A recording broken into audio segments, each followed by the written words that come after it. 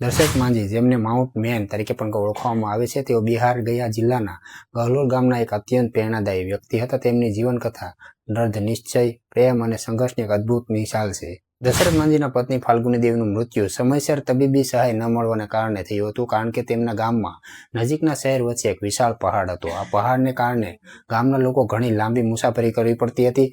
પોતાના પત્નીને અવસાન પછી તેમણે નિર્ણય કર્યો કે બીજા કોઈને પણ આવી સ્થિતિનો સામનો નહીં કરવો પડે. વર્ષ 1960 થી 1982 દરમિયાન, એટલે કે 22 વર્ષ સુધી સતત મહેનત કરીને તેમણે માત્ર એક હથોડી અને સીણી વડે પહાડને કાપી રસ્તો બનાવ્યો હતો.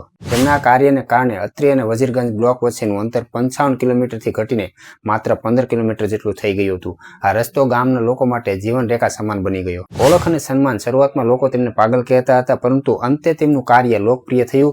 તેમને માઉન્ટ મેન તરીકે ઓળખવામાં આવ્યા. વર્ષ 2016માં ભારત સરકારના ટપાલ વિભાગ દ્વારા તેમના સન્માનમાં ટપાલ ટિકિટ બહાર પાડવામાં આવી.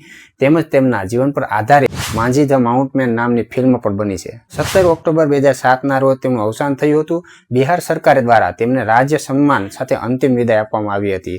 દશરથ માંઝીનું જીવન આપને શીખવે છે કે જો માણસ સાચી લગન અને મક્કમ ઈરાદો હોય તો અશક્ય લાગતા કામને પણ શક્ય બનાવી શકે છે.